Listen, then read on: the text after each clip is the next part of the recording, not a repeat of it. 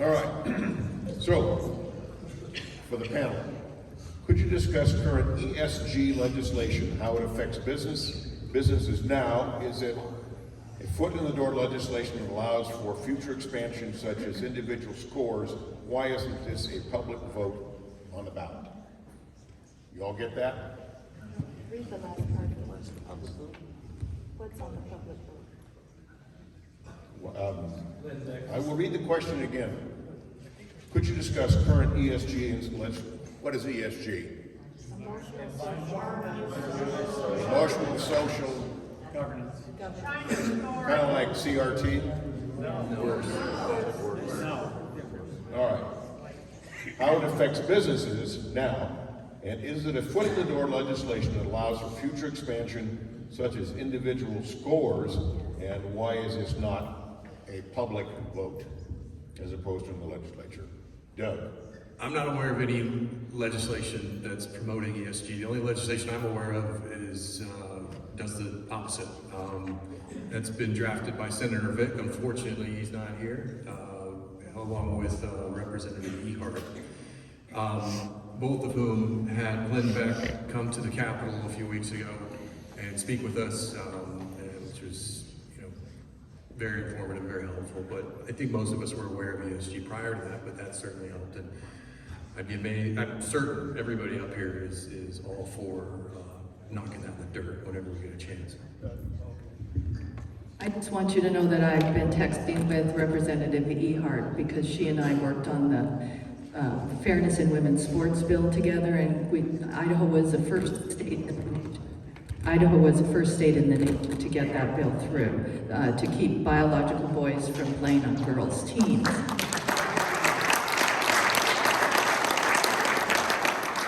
That was the toughest bill I've ever done with anyone. But ESG, Glenn Beck was in the Capitol. We all had a chance to come and hear him and talk with him individually. And there is a piece of legislation banning ESG in Idaho. I heard a rumor yesterday during the session that the ESG bill was being held by the chairman of that committee. So I texted Barb and she said that's not exactly what's happening. I haven't gotten the details yet, but it hasn't advanced at this point. It's not dead. The legislation's not dead. And it is critical that we get it through this year because they're already starting. ESG scores are being used by large international or national companies to evaluate the people that work for them or their investors, or it depends on the type of business it is, what their score is like when it comes to the environment and social issues and governance issues. And it is going to spread like wildfire to control because, as Glenn Beck told us, your ESG score might be 80, and you might buy from Jeff, a product from Jeff, but if his ESG score for his business is only 70, you cannot buy from him. His score has to be as high, if not higher, than yours. It's crazy the control they're trying to put in with this.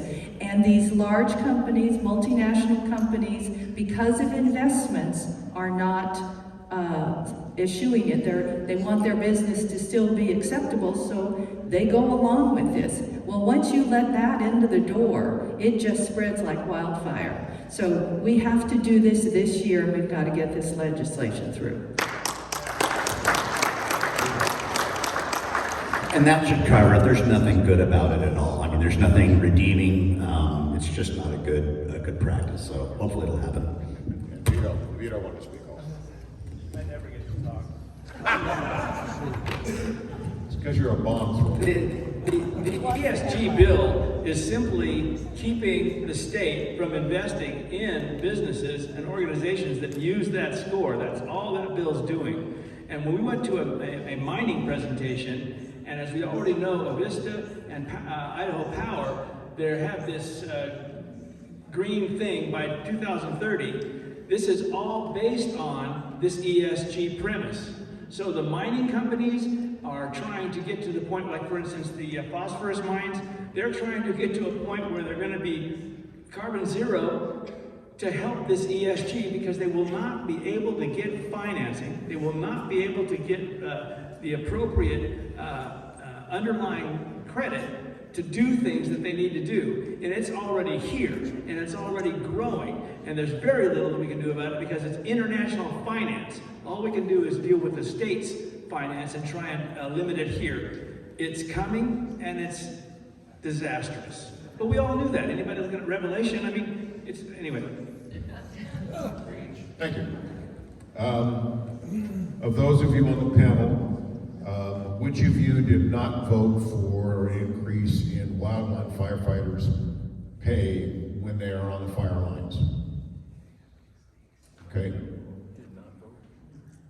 Do you recall the vote? The bill? The bill was to increase pay for wildland firefighters when they were actually out fighting fires. Hazardous pay. I'm sorry? Hazardous pay. Hazardous pay, right, which is fighting fires hazardous. Right.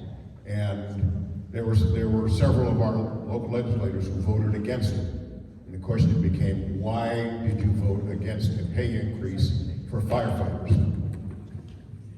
What was in the bill that made us owners? This is your bill, right? We were talking about, you came down and lobbied me? No, this is different. Okay, I don't recall the bill, so I thought maybe it had something to do with workers' comp or something, but I don't recall. Mary's got a reason. Give it to her. I voted for it. I just wanted to say I voted in favor of it because I think it was a good bill, and I think it was absolutely necessary.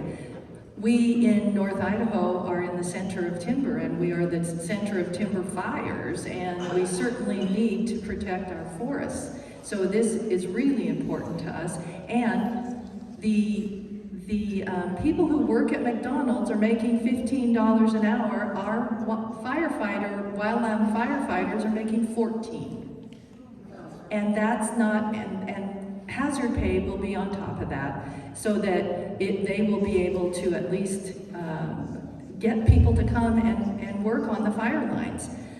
It's a good bill. I voted in favor of it. The reason I'm telling you that is to remind my colleagues up here, because in the House and Senate, we have somewhere around 300 bills that we look at every year. And if that bill was in the House 2 weeks ago, they've seen a whole train of other bills come through, not on the same topic, but it's just hard to remember which bill that was and what it really said and how they voted on it. We just heard this in the Commerce Committee, I think, a couple days ago, and so it's fresher in my mind. Follow-up question? Well, one of the things that in that bill also that we heard from the folks was that in Idaho it takes about 3 or 4 years to fully train what they call an engine boss. And I didn't know what an engine boss was, and that was a person who basically runs, and he's the head guy or gal making sure that we're fighting the fire correctly, doing what we need to do. And it also would increase pay working on an active helicopter base. And one of the problems that we see, like a lot of other things, because Idaho's a smaller state, is you get a guy trained up, and I think it costs $100 and some odd thousand to train up an engine boss, and then state of Washington will hire him. You know, and so trying to do anything we can to not break the bank for taxpayer, but also try to be efficient long term to make sure we keep our good people. So that's kind of one of the things it did.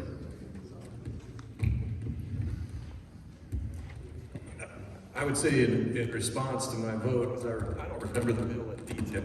Sorry, I don't remember the bill in detail. But what I will say is that I'm reluctant to spend other people's money. So we get bill after bill after bill that fund government agencies to excess, in my view.